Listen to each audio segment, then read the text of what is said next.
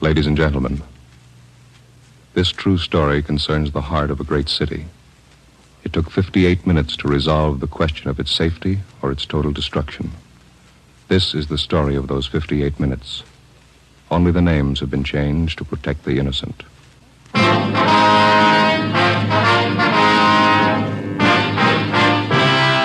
Dragnet, the documented drama of an actual crime.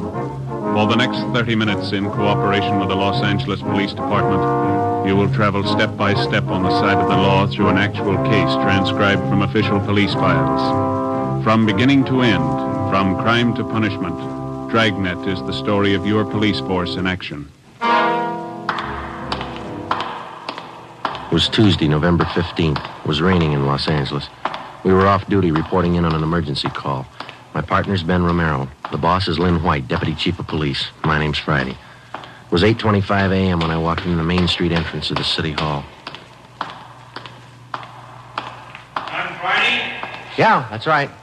You have to take this elevator, Sarge. It's the only one to serve. Right.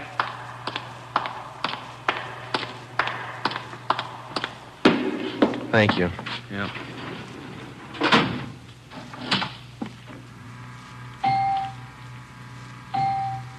I'm going to run you up to 16. Chief's waiting for you up there. Well, what's the pitch? Only one elevator here in service out of 10? The place looks deserted. What's going on? Well, nobody in the building, Sergeant. All the office people have been sent home. Lots of trouble. Somebody declare a holiday? No joke, Sergeant. Big trouble. Well, you convinced me. What is it? Here we are. 16th floor. Okay. Over here, Friday. Right. Hi, Joe. Hello, Ben. You made good time. I came as soon as I got the call in. Sorry to have to bring you back in. You worked last night, didn't you? Yeah, midnight to 8 this morning. Sorry. Come on. What is it, Skipper? Why all the hush-hush? Wait till we get inside. In here. Okay. Number one, let's keep our voices down. All right. I'll make it as brief as I can. Every minute counts. What time you got, Friday? 8:33. All right, here it is. 55 minutes ago, a man walked into this building with a homemade bomb under his arm. If we don't release his brother from the county jail by 9 o'clock this morning, he says he'll pull the trigger on the bomb and blow up the whole building. He's kidding, Skipper. Well, who is the guy? Name's Vernon Carney. Here's his package. He and his brother have been in and out of jail since 1937, small-time thieves. FBI kickback here. We had him once before, both of them. Brother's name is Elwood, serving a year for car stripping. And this two-bit thief is sitting here in the city hall with a bomb on his lap? That's right, in the next room. And what kind of a bomb is it, Len? You think he's bluffing? Could be bluffing. The crime lab says no. Lee Jones from the lab get a look at it? He's been in here twice. One into the box's glass. Says he can't see much without a closer look, but you can't get near the guy. All right, what do you want us to do? It's a volunteer job. You can take it or leave it. I won't order you to do it. How do you want to handle it? You sure you want a piece of this, Romero? No, he doesn't. He's got a family. Can you get me another single man? We'll give it a try. Wait a minute, Joe. What makes this job so different? Every time we kick in a door, we never know what's on the other side. That's what makes it different. This time we do. No, you're not going to cut me out. Not the only time I know what I'm getting into. All right. Chandler's tried. Hannon, Davis, Watson, they've all tried. This guy Carney knows what he's doing. He's no pushover, but somebody's got to get that bomb away from him. It's your baby now. I looked at my watch. It was 8:36. We left Chief White and started down the hall. If Carney was going to make good his threat to blow up the building by 9 o'clock, we had exactly 24 minutes to talk him out of it. Ben and I figured we'd better look him over first and then work out some kind of a plan. Maybe just talking to him would do it. Vernon Carney was sitting in a straight-back chair against the far wall facing the door. He was seated between two windows that looked out over the city. In the center of the right wall was a connecting door leading to the office where Chief White had briefed us. The door was locked on both sides. Just off the center and favoring the left of the room was a small filing table. There was a dictaphone on it. In the near left corner, shielded by a white screen, was a small wash basin. Vernon Carney sat erect, holding a black box on his lap. He held his right hand inside one end of the box. Ben and I walked into the room. What do you say to a man with a bomb? That's close enough. Cigarette, Carney? I'm not smoking right now. What are you trying to prove? You know what I want. We're not going to let your brother out of jail. You've got until 9 o'clock to change your mind. According to that clock up there in the ward, you got 24 minutes. If we go, you're going with us, Carney. Don't take much of a brain to figure that one out, copper. What made you think you could get away with this? I haven't yet. It ain't 9 o'clock. Unless that clock's slow. I haven't checked it against my pocket watch lately. That's the one that's running this show. You given any thought to all the innocent people that are going to go up with that thing of yours? My brother's innocent. I want him out of jail. The court says he's guilty. He'll get out when he serves his time. That's where you're wrong, copper. He gets out at 9 o'clock this morning. All right, come on, Connie. Get your hand out of that box. Put the box on the table. You think I'm bluffing, don't you? I'm going to let you get within 5 feet of me before I make a liar out of you. All right, Connie. I guess you mean business. You can take 3 more steps and find out for sure. Suppose we did let your brother out. We'd just come out and pick him up again, you along with him. If you could find us. Let's get this straight. If we let your brother Elwood out, how do we know you'll keep your promise? What promise? I haven't made any promises. You just get Elwood down here first, then we'll talk about it. Look, there's just one thing I can't figure, Connie. Yeah, what's that? If we don't let your brother out, you say you'll pull the trigger on that bomb. What are you going to prove by then? It's 8:37 now. You got 23 minutes left? No, I wish you'd answer that one for me. Why do you want to kill a lot of innocent people? Don't try to con me, copper. I know they cleared everybody out of this building 45 minutes ago. I know they cleaned out the whole block. They got it roped off. Where'd you get your information? I got a couple of windows here to look out of. Don't you think it's about time you sent somebody over to get Elwood? What's to stop us from leaving the building along with the other few officers and let you sit here and touch off that bomb? Go ahead. Won't be a long wait without you. Who are you trying to kid? You'd let me blow up $10 million worth of taxpayers' money? No, you're going to let Elwood out. You'll wait till the last minute to do it. But you'll let him out. All right, let's go.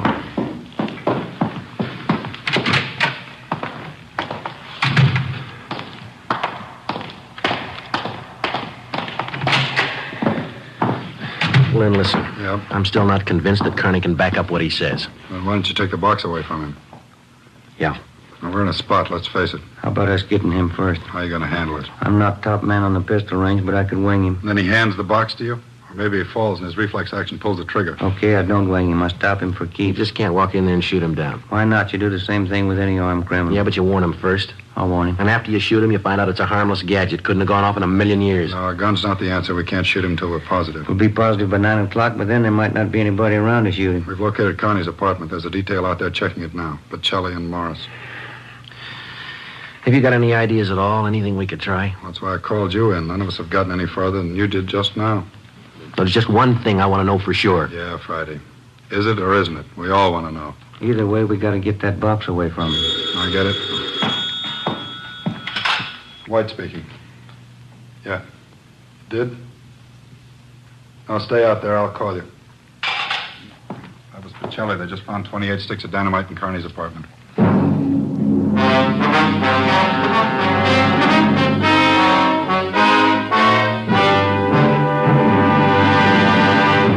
You are listening to Dragnet, the case history of a police investigation presented in the public interest by Fatima Cigarettes.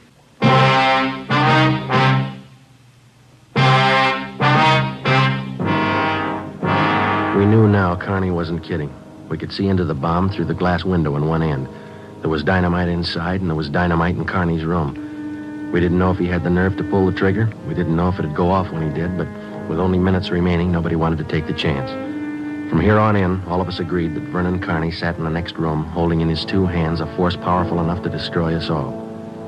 I looked at my watch. It was 20 minutes till 9. How do we get it away from him? I got an idea. It might work. Let's have it. Well, Kearney's sitting against the far wall between 2 windows, and they're both open. That's right. If we could get a man through one of those windows, we might get Kearney from behind. How are you going to get him? Well, whoever gets through the window could slug him. What do you do then? Somebody grabs the box. The crime lab can tell us what to do with it then. How do we get a man through one of those windows? We're on the 16th floor. Well, there's some kind of a ledge that runs around the building on each story, isn't there? Wide enough for a man to walk on? Let's take a look. All right.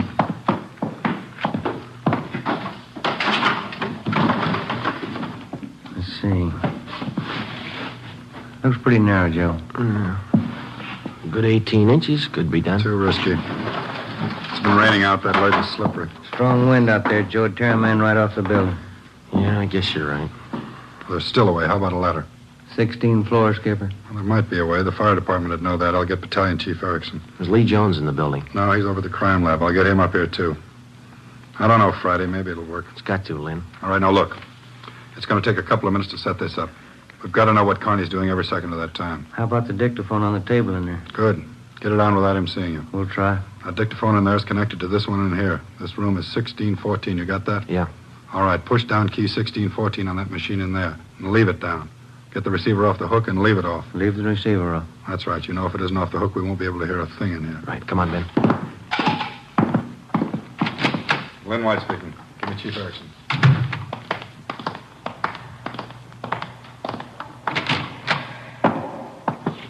Where's my brother? Still in his cell. You coppers are long on talk, short on time. Yeah, we know. I'm telling you, for your own good, you better get Elwood over here. Carney, I'll bet if we get your brother on the phone here, he'll tell you that he doesn't want any part of this. You mean Elwood doesn't want to get out? Since when? Sure he wants out, but not your way. He's only got a year to serve. Why don't you leave him alone? I told him I'd get him out. He didn't think I could do it, but I'm doing it. I'll make you a bet, Carney. You let us get your brother on the phone. He won't walk out of here with you. Get him on the phone. All right. Where are you going? Phone's over here. Have to use the dictaphone. I got to get an okay from the chief. Elwood's still a prisoner. What's the matter with the phone? No operators. You know the building's been cleared. That's right. I almost forgot. Okay, you can use the dictaphone. It's Friday, Chief. Carney wants to talk to his brother. I know you'll have to send somebody over. Have him put the call on the extension. Wait a minute. What's that extension number, Ben? 2351. 2351, Lynn. Right? It'll take a minute. All right. I'd kind of like to talk to Al. Been a couple of months since I've seen him. We've always been together, me and Al, most of the time. Joe, let's go in and see if we can't hurry that call. That's a good idea, boy. It's 16 minutes to 9. Yeah. Hey, cop. Yeah. Forgot to hang up the dictaphone, didn't you? I put the receiver back on the dictaphone. Ben and I had failed to make good on the first step of the plan. When we got outside the door, we briefed Davis and Watson. They went in to sit with Carney. It would be their job to keep us posted on Carney's movements. The dictaphone was out. We went back into the office next door. Chief Sam Erickson of the fire department and Lieutenant Lee Jones from the crime lab were already there. Would have been a help. We haven't got time to cry over it. Carney's wide awake, Skipper. He doesn't miss a thing. White told us the plan Friday. We can't run a ladder up from the street. Too high, huh, Chief? The best we've got is a 100-foot aerial. You figure 12 foot to the story, that'll take you up 96 feet, 8 floors. Mm-hmm. We got the latest equipment. What's that idea you had, Jones? Sam, can you get a hold of a pump here in a hurry? Sure, we got a lot of scaling ladders, but you got nothing up there to hook them on. You figure on dropping down from the floor above? That's right, and I figure a pump here would do it. Sure it would. You could make it past the windowsill up there, but you got a 1.5 foot ledge in the way. No, what you want's a lifeline. You mean lower a man on a rope, Chief? Yeah, Romero, that's the quickest and the quietest. Could you rig it so one of my boys could do it? Sure, Lynn. What's the risk? None if you work it right. We'll strap on a life belt, give the man heavy leather gloves. 2 of my men will lower him down. Pick your lightest man. What do you think, Lee? That's it. What do we do with the bomb when we get it? I figure that box Connie's holding is about a foot square. Here's what I'll do. I'll get you a bucket with a 1.5 foot mouth, and it'll be full of water. Yeah? I'll have it right outside the door to that office. When you get that box, place it in the water. We'll get the bucket out of the building as fast as we can. And once we get the bomb underwater, we're in the clear? I can't promise you that, but it's the safest way to handle it under the circumstances. All right, that's it. Sam, you take care of your end? Right away. I'll get a detail to give me a hand out on the street, and we'll take the bomb to a safe area and decommission it. Let's move on it. All right, then.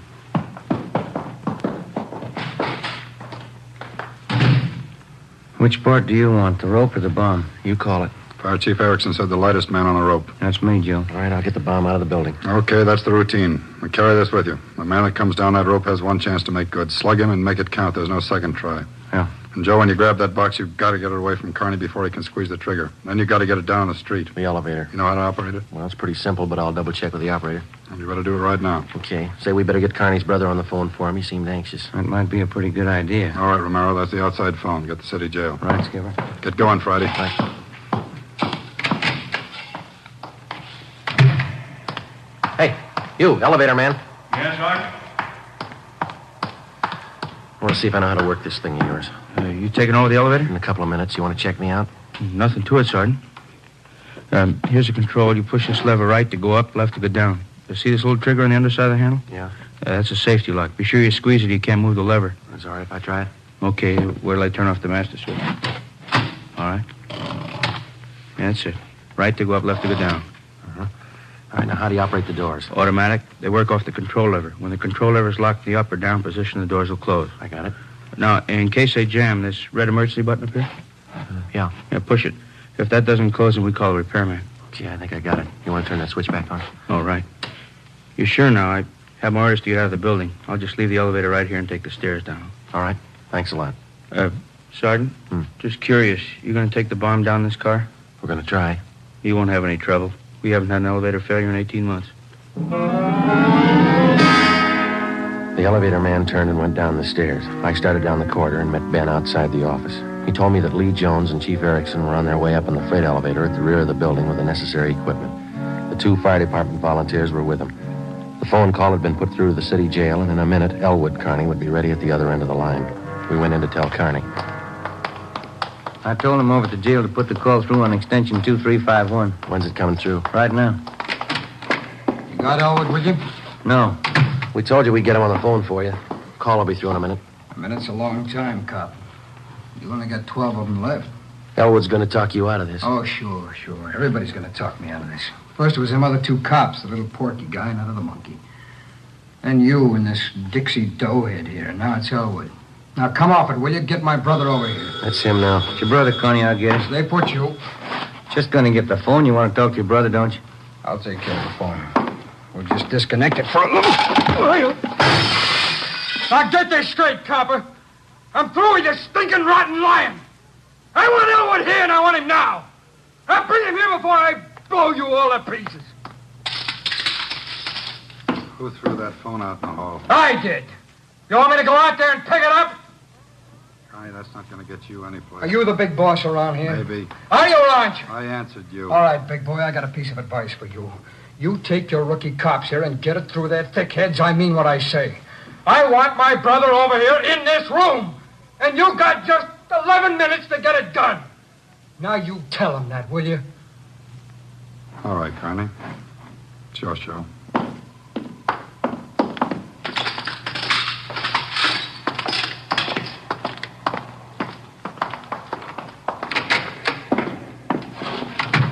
right, we got to work fast now. Jones, everything set for you? Got the bucket with the water right here. Car's waiting down the street. Right. Erickson, your boys ready? Upstairs, waiting. We all know what to do. I'll need somebody to give me a hand with Kearney when he falls. I'll be in there with you Friday. Ready to go upstairs, Chief? Anytime. One thing you ought to know. What's that? Wind's getting stronger, about 20 mile an hour out there right now. That going to louse us up? No, but it's going to increase the sway. Got to allow for it. How do you mean? Wind's coming from the south. We'll lower you just to the right of the window. If I figure right, the wind will do the rest. Bigger risk, but we don't control the weather. How you going to do it, Ben? As soon as I get in position, I'll reach in through the window on his right, and I'll use the billy. Try to catch him on the right side of the head. One good hit should put him away. Make it 2 and be sure, huh? All right, you ready, Chief? Let's go. What's the time, Friday? 8:50. Shouldn't take more than a couple of minutes for Romero to get down to that window unless the wind gives him trouble. Jones, there's no use you sticking around. I'll give Friday a hand. That's my job. We got to keep you alive to decommission the bomb. Bum joke. See you downstairs.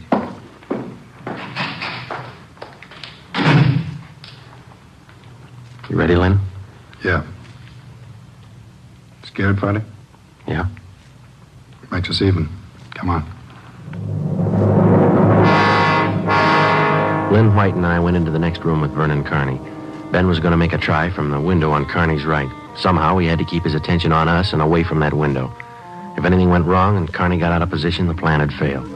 If Chief Erickson didn't estimate the force of the wind correctly, the plan had failed. I looked at my watch. It was 8 minutes to 9. Kearney, anything we can say that'll make you change your mind? I've asked you 100 times. Now I'm ordering you. You're going to get to a phone and have somebody send Elwood over here right now. I'm through waiting. Now move. You ripped the phone out, Kearney. Well, then find another one. I told you, I'm sick of your two-bit stalling. We've got until 9 o'clock to make up our mind about this. You had until 9. You wouldn't do what I told you. Now I'm cutting you short. You guys got exactly 1 minute to get a phone in this room where I can hear you call a jail and have him send Elwood over here. You said 9, Kearney. All right, Joe. We'll give him what he wants. David, unlock the connecting door to this office. I'll get the phone, Lynn. A cord reach? Just a minute. Yeah. Your brother's a prisoner. He's in our custody and he's under our protection. We can't place his life in jeopardy. Leave that up to Al.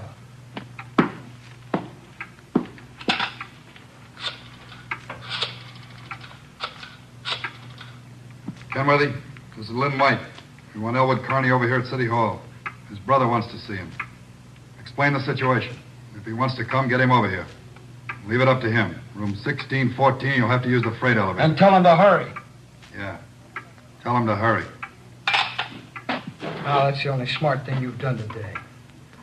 Now, why don't you go next door and figure out another angle? We'll wait for Elwood, too. You don't think I'd let you get out now, do you? We're all going to wait right here for my brother. In case he don't show up, you're going to see me pull the plug. Now, sit down. Not so close, right where you are. Sit down.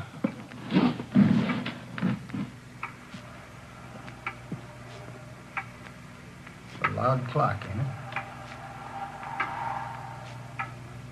It's windy. It's getting cold in here. Maybe I ought to close the windows. Hey, turn on the heat. Stay put, cop. What's that? What's going on? Get the wind, Shut up! There's somebody out there. I can see his feet. You stupid cunts! Pull him up! Get back there! You'll pull him up! Righty, tell him to pull him up. Pull him up! Pull him up! Pull him up! All right, Carney. You win. You bet I win, you dumb coppers. You didn't think I'd miss a trick like that. Now we'll just close the windows, boys. There's one. And locked. Here's your brother, Carney. Yeah. Hi, Al. Hi, Vern. I did it. I told you. I'd do it, didn't I? That's far enough for the rest of you. Al, you come on over here.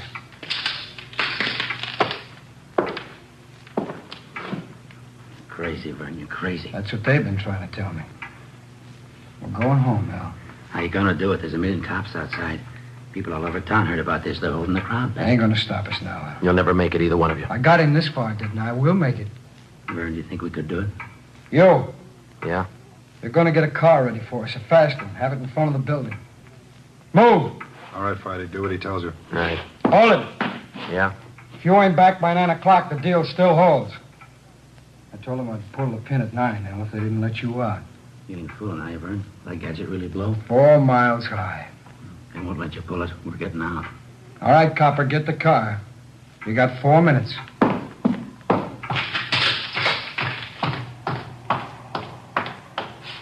Hey, Ben!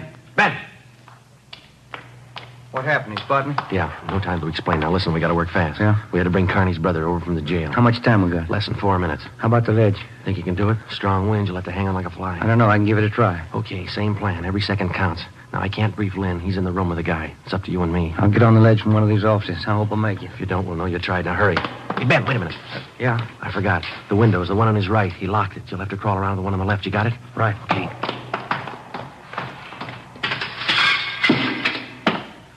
Car will be ready in 2 minutes out front. Fine. Al and I'll just sit here and wait. It's gonna be good being back together now. We always were real good together, Vern. Well, that's the way. Brothers ought to be together all the time. Yeah, Vern, I'd feel better with the gun. We don't need no gun. We got the bomb. We need a gun when we get out. When we get on the road. Okay, take your pick. They all got 'em. You, give him yours. I'm not carrying a gun. I left it in the other room. A cop without a gun? Who's kidding who? I left it in the other room. Frisk the big boy, Al. He's got one. It's about time for that car, ain't it? It's 2 minutes to 9. Yeah, this feels like it right on his hip. Grab him, Joe. I got him. Get the box. Leave that gun alone. I got him, Ben. I gotta get his hand out of it. Run, Joe. Get in the water. Run!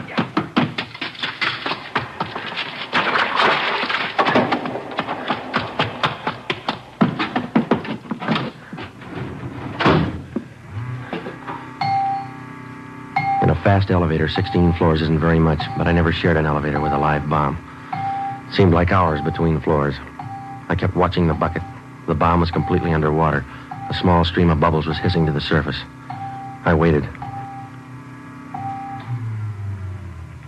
Main floor. I picked up the bucket and ran for the street. I missed the first step. I fell forward. The bucket spun out of my hand. I sprawled flat on the sidewalk. I waited for the explosion.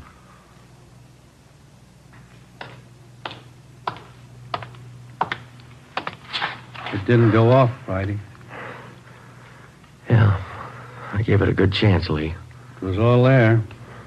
Look, at least a dozen sticks of dynamite. Snyder, bring that over here.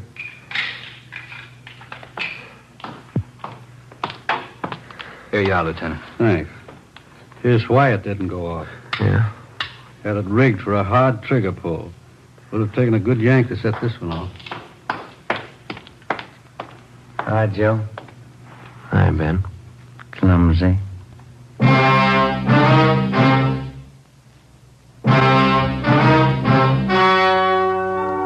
The story you have just heard was true. Only the names were changed to protect the innocent. On February 15th, trial was held in Superior Court, Department 87, City and County of Los Angeles, State of California. In a moment, the results of that trial.